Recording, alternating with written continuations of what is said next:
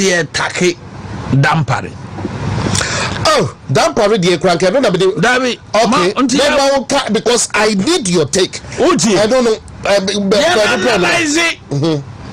Statement at Dampare. Dress Bauer the Ababonting. Yeah. Oh, young people near. Take your time. And people won't hear me. You take your time and do a proper analysis on the statement now. Dress Bauer. Yowra Mahama nearby the Aban. Or say, President Mahama here be a lawyer, no nina ye juma. I him for a recommend you will know the man president say, or no be a lawyer to NPP. Some of me ask a question. Yeah. The MP was it. Or say, Mahama here be a lawyer to him, meaning say, you know, right from day one, no, now you know you're loyal to Mahama. Until within NPP, no, him for one that you know, course at Dampare yet, until you know, papa, until you're in charge of operations. Because I can't bear 6 months or so. Yeah, more my young friends, yes, said the fact to say, Dampare, me down and Chessem, who no cramenka. More my young crucified Dampare, now my young Missa say. Him for one that you no call say, or no, yeah, papa, or young people need, until young in charge of operation at election time. And again, Mumisa. Sir, I don't know the constitution. Nanado ya dear be Mamaniji. Many wa meko details, but question we nu NPP for me so mo say NPP for bank and the you no call ye ma ko for do G ni di ye in charge of operation all elections na ye call ye no nya Dampare and na ye operations you no na ye operations nti NPP for problem mo mi say you no Joyce Bawa so you do no lawyer to Mahama na o manya ye timinu ebeduru baabinu politics ebe say wo professions ebe say me profession ebe say papa ya wo be kan news yi so ya ade kura na politics bia de be attack unti no ye be yiwa afiri unti me nchane me kai contractor bi o ye good pa ba ye ba ban mu no ni omo ye contractors ni bi bua o ma no e ko fi kasiem e ko ka se sa brante ni ya NDC ni Timikai, one of our top meeting and nani issue bar out. Oyandi sini na pipi sora woman ya freno Alhaji Marapoma construction ana contractors ni bia wo Ghana hayayo wo mo bua wo ma no koy wo mo kwa ka kire president Akufo Addo na NPP for say oyandi sini nti o muntwa no mo how to destroy and crofo in the society no nti meeting na sia na president say one mo contractors na mo si obi ye and this no mo ankasa raging ha mo ye NPP for ye mo amaduma mo ntimi nye ba sa brantia na mo say oye NDC ni no ye mana duma obeduru no aye no feko nto no na duma mom ana me di nya no nyam wo maban mu nti men destroy no one baby me that is how we should build the nation and the contractors American water omo na ba so omo ya NPP fo nti no omo ba be say Marapoma no so no mom ya NDC ni ana president Akufo Addo say mo na mo so mo ya NPP fo ya mo maduma mako enan enum mo ntimi nye ba branch na no ya NDC ni no ya mana duma o capacity to do uba kwaso no waye ono na duma me de gia no nya no maban ye dan kwaso ntimi nka se NPP nti ya de mama no makọ banga no makọ register no makọ ha no makọ no register no makọ ye aduma no ene ni obe ye aduma mama makọ commission kwa na ese mana aduma wo aka wo na obe mana aduma me bi sa yo ye aduma no so bi yo ye aduma na that is what Akufo Addo sa contractors na omo bo o ma no e ba se omo be sei Alhaji Marapoma so ye NDC ni no Akufo yes o ye NDC ni but woman aduma oye ono ne de no so oyema ya adwuma nya politics on fa politics nyere enko na adwuma ho ntuma na adwuma oye kwan a obe commission no owie ansana wakwa gini sika otumi ya adwuma wie kwanta wakwa gini sika marapoma no enso contractors ni bi sore so mo na ya NPP fo omo kwose na adwuma omo kwa president Akufo Addo antiase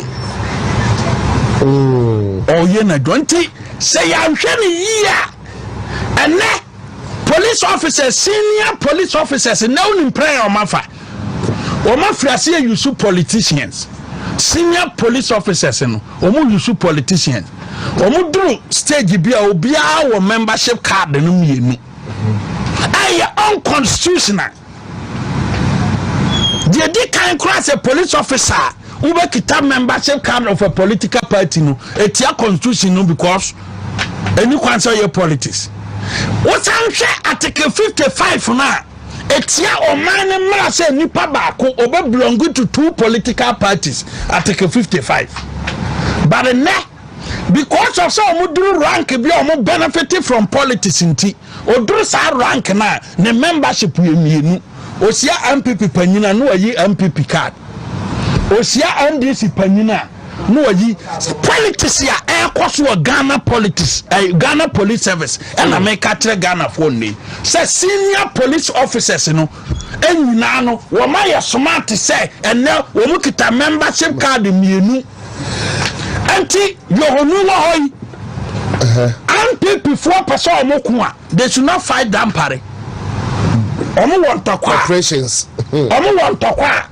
omo wo bibi ya for 2024 elections here they should go to Henry Kwati interior minister ono ana Akufo Addo die na okonyane no se papa abatu aye koidie enipa oye enipa Dampare ya NDC ni enipa oye MPP ni a o kanokore a obeboaye eye teteye onu nti yenya ne deputy IGP na yenya ne charge of operations na bibia ebebene senkuto nko bisa Henry Kwati ani yede antino ba adia ya batu aso sabada in consultation with the Council of State enti your brother topic final consultation ni de fato nchen na tie ni ani aba na beka say yewura Mahama epe obia na ogini die onu ni din command pa anumere election 2024 ni no man information ye papa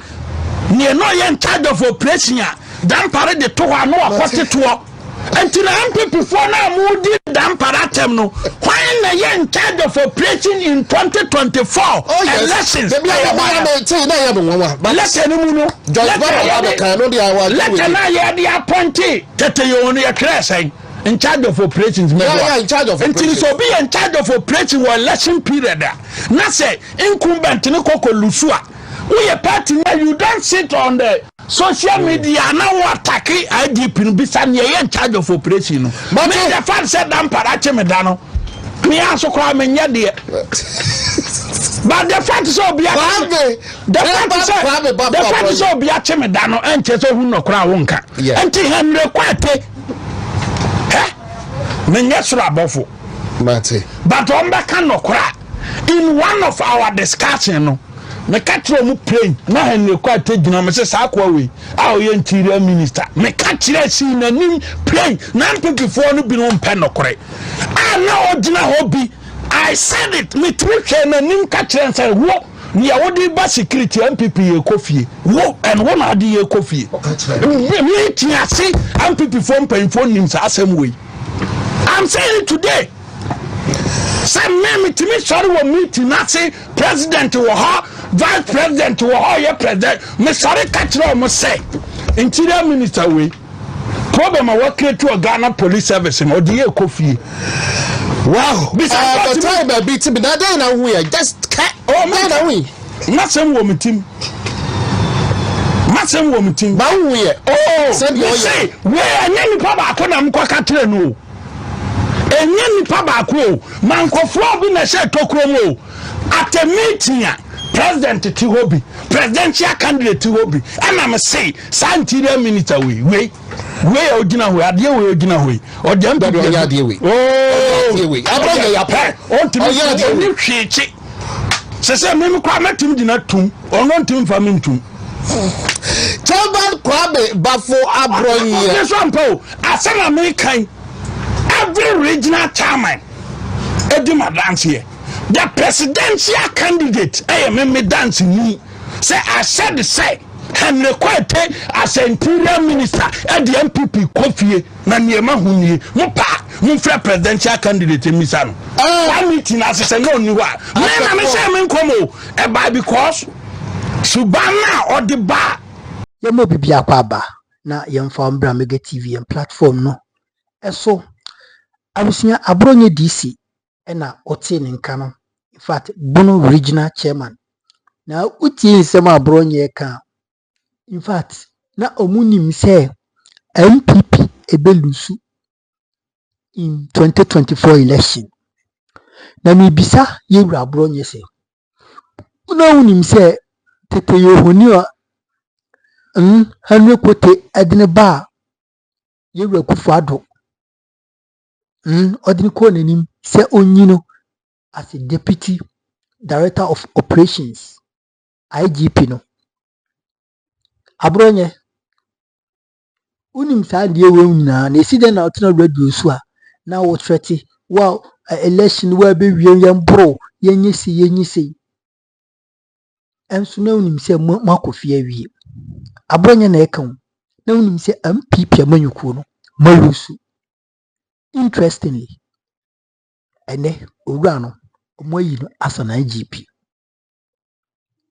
ene owura no he is the man asana IGP.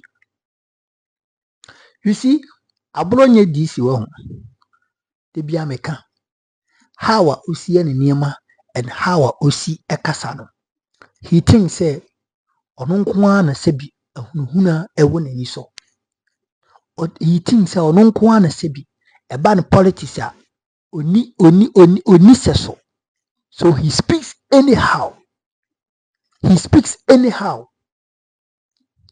ena mulusu wi en wo hu do te wa woka nyamiani no kwaridie yewra dwonde mani mahama appointment na wa miki no in fact attach down the grounds of this country mempese meche no yenko tie NDC flag bearer next after John the mani mahama sankomodidie wi enche betwinity from next year eko ebetwinity nyame ya adoma 2026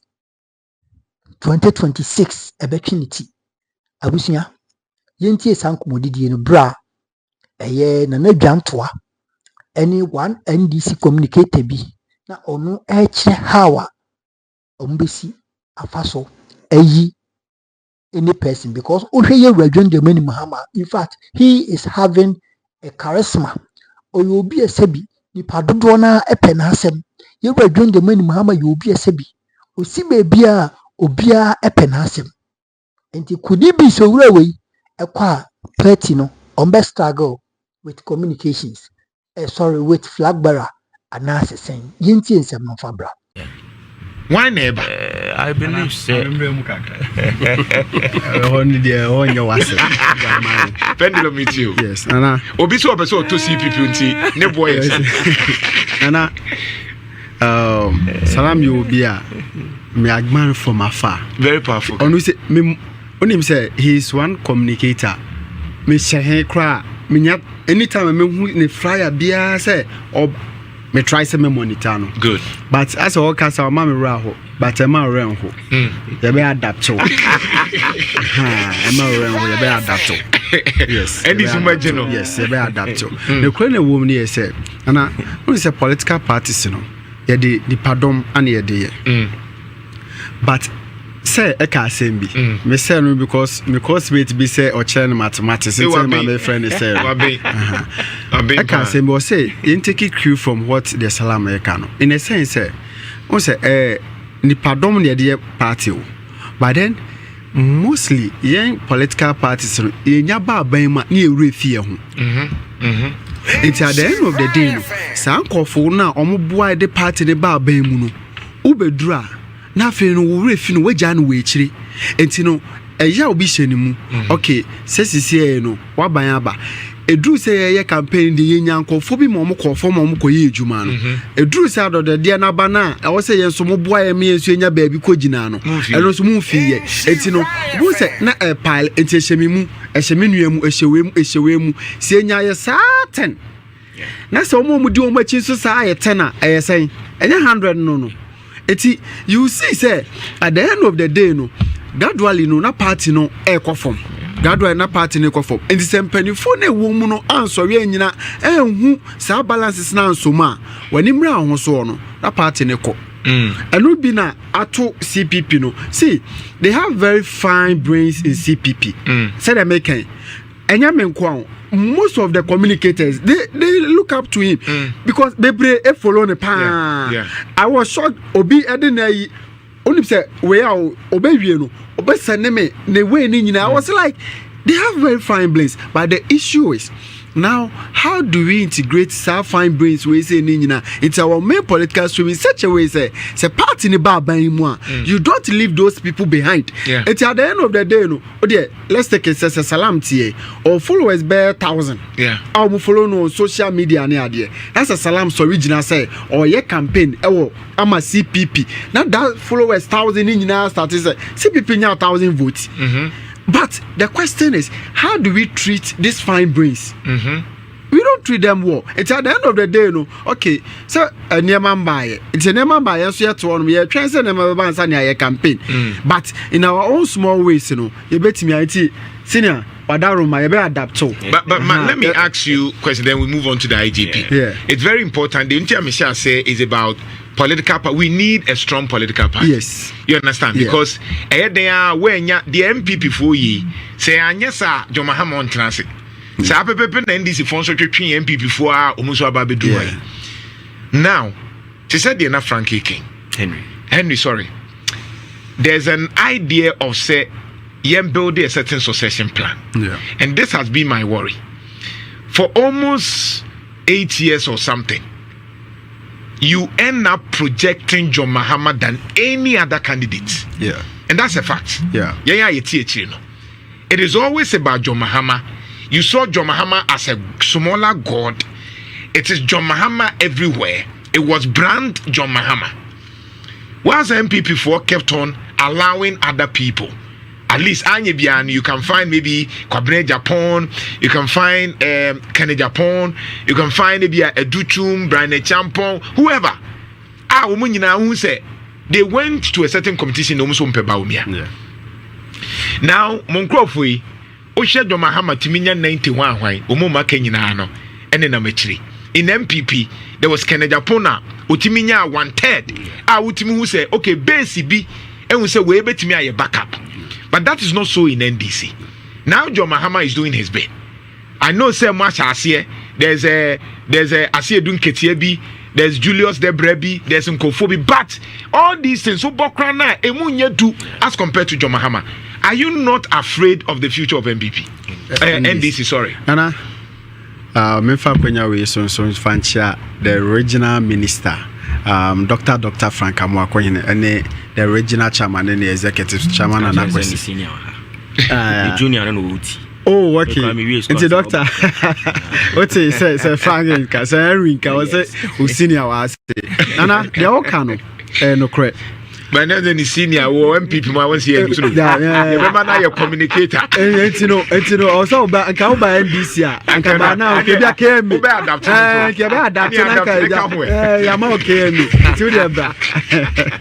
coincidentally, Flyer no Eddie Cambano. Dear Boati Henry, NDC communication. Virtually, yeah, it will be friend. I will be shy, I didn't understand. Until some year editing we are sorry. We are sorry. And I'm with a man, we are sorry. Virtually, no. What do buy NDC and Ultra? It's here, boss. I am pa. One thing about NDC and yes, and no, they be America, baby, I could be answered, me, Jine be America. NDC produce leadership. But the system no ana a project nipa no. Say what follow NDC system no kakra.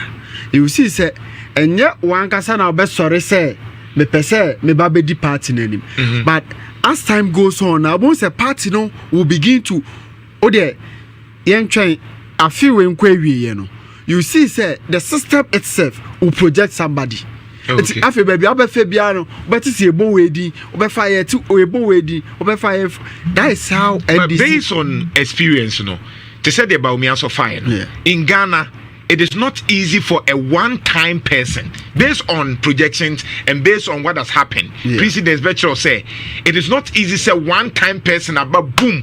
Wababe winning. Very good. So you don't see that kind of future. We see that after John Mahama. We see that, but Ninyana boils down to how Obesha on the mano. Now, my mema typical example. President John Dramani Mahama. No nisi nimukra say o check the trajectory of NDC. The likely people. No no nka ho kra. Okay. But what happened in 2008? No all free parliament say okotwa ni school so. Okay. All of a sudden, and the CMF and mayor running mates. Okay, yeah. No on can crowd, but so okay at that time no, there were some names to be a person body. Now I'm running a political scene in the name of NDC. Okay, but at the end of the day, no, John Mahama from nowhere came into the picture. And then all of a sudden, boom. But one said John Mahama before then, no, had been a deputy communication person, a communicator. Not to do now, he's a likable person. He was a likable person in the front of the media because now a media person, they engage them. Now, the system. So then it becomes easier to call him John Mahama. So, I mentioned I say the system itself, project. Until you see, say, a start here. Say, obefaha na diwe yebo obefaha na diwe yebo obefaha na diwe yebo. Let me give you another example. Somebody like Pakwesi and Mr. Atta. Oti nidi. Apart from enipa kakrebia no more the financial sector no mu nim say even the NDC core members no majority of them didn't know anything about Pakwesi and Mr. Atta. Mamimbusa respectfully. Yeah. So when him say yemfa ni senka nyame mfa samba ka John Mahama efri mu a na ye Pakwesi and Mr. Atta kobelusu. And kobelusu because he doesn't have that charisma in the political scene. But it was time. As time goes on, he will learn. So, but that is when Ebia will lose to say the Dr. Baumia Lucy. I say, time NPP did Dr. Baumia by 2008. Now, ye kebi say, onye agro na nisu ye. It's me do baby cry, no one say, or ye we kaka. But prior to 2016 to 2020 elections, look at Dr. Baumia. Then Dr. Baumia as so that then time. It fits into the narrative that it builds up. But this is where you want to also break another. Yes. And yes, sir. Yes. Because I'm not sure so for 4 years. That be say my people ni CPP tranche. And I say John Mahama so 4 years. Yes. It's already 4 years now. It's America say when it comes to NDC now. Oh dear. As time you goes don't on, see that one as a difficulty. No, it's not a difficulty. This is not a problem because NDC. Who replaces John Mahama? No? It's not a problem. Really? Yes. Yes, because in a sense, we say in politics we have something called political strategy. Okay. And then say that political strategy in the war, and then political marketers and also to be very good at. It's your FM. Look at. Adverts mobile show so but there are some other media stations Kumasi and Musea they find it even difficult to get 2 adverts because your marketing team is fantastic. It's at the end of the day no obia tona de no nim so the buy insure FM ebeboa no into obeba the other media houses no omunya bi sana NDC akwakoyo. So the moment the pakro no e be projecting no you see say all the attention free or John Dramani Mahama so and then it begins to shift towards that person. But Baumia, and so sorry say me engage you more because it's very interesting for discussion. See, Baumia immediately a boni dino. Send attention to do na free na kufa do so akoso and yet Ghanaians said we don't like it. The question is who is that person who is coming? Okay. Nipa na oba no oye hwan. Jemfa say say din ketia na Debra na say hwan na mubu ni dia. Membo bi edi. Na me body. Aha, nti no eno ne wo de. Enti no, ye fa ne say me penduloki a meti hey. Ye fa ne say me ana bia light na to me so say me ba be di NDC ani. You see say as time goes on, o de uso is obete na na ja ntoa oh pendi obefa ha pendi so you see at the end of the day no the picture created in the people's mind is that pendi. Now people will now begin to go and find out who is that pendi. It's here that pendi no. That is where the political marketers comes in. But more politics, and it doesn't even take 2 years to market a candidate to no even like no easy. Nana Kufuado Kobe 2-3 times and no do. It's not easy because you will clone kitchen be okra radio anyone more. And I make sure say it depending the pakrono and then the way the brand will go. Me mbo product be edi. By menu mienu ye ejitum say your product be by Ghana hand say less than 2 months. Na baby abefe bia na obenwu that product no. Adentra because the marketers were good and then omu how on turn that particular product. Your product be so system anymore. I train for more than decade but still you who that product. Say more replacement mo betimi the 1 year cra turn. Less than 1 year. NDC to replace your Mahama. Yeah, well, the fine gentleman and fine brace. Oh, say, see, no. Ya to aba afena owura John Dramani Mahama 2 months and some weeks be per ewa ban. It's too early to begin to project the person. But oh dear, and I say yama ho. Right. I feel you see say the person will come out and then nyina everyone say media house man kasa NDC where the right choice are modern aba say where dey doing ketia so nimbo bi e di wadaro ma chama general me chawa no first. All right, so we ensema etimi akoso and I told you me madiki aka say NDC pomumpe there will be a crisis in finding out who will lead the party in 2026. I think say late 2026, this kind of conversation ebeshasi up and ubeti and kofo hawa ombesi and make comment because so far Owura Martin Nkai Julius Debra Owura ono na mati se omo ashasi eboni din but no kwase me wom ni se MPP NDC efasa Owura na ebede oproma eno de nka sie du nkatia a ono aye na adwen se ono nso bekobi no nka beboa because sie du nkatia from the look of things from the angle amemete any nkomodidie bi ekoso any mpanyfo bi no ma omo kasa and how Owura ni behave no is likely to contest. It is obekaya kwabenado for a contest Owura John Dramani Mahama in 2023, right? I stand to be corrected. A year chima kwabenado for beka say we jai onko bio obejai ama Owura John Dramani Mahama because o share numbers na o share the kind of nipa no omudi papa na chi a o ye den nipa no untimi ntuna na wadi na chi untimi ntuna na wadi na chi na ye fine enti Owura John Mahama kwa asembi beba debi but me na nkamfo ano ade ba akope ani se NDC aban we ebe yiro mo ho no mo sum Ghana for sumpa ani se MPP NDC aban we ebe yiro mo ho no mo putu in the effort na omo yiro mo ho na any promises a omo make here to make Ghanaians feel better they will what implement it. If MPP mumfa chemse make MPP they are dead on arrival omo wudada say MPP NDC for yiro mo yes ade no na say omo toto omo nyema yi a I bet you there wouldn't be any crisis in finding out who will lead the party because Ghana for ebenya support at the party no. So Ghana for ankasa any be decide who should lead the party. But Sankoba ni sa na se party no di Ghana for hwambo aban we di Ghana for hwambo a honom na party ni hwehwe obi a ode ne beko because Ghana for already ni yie ni afiso.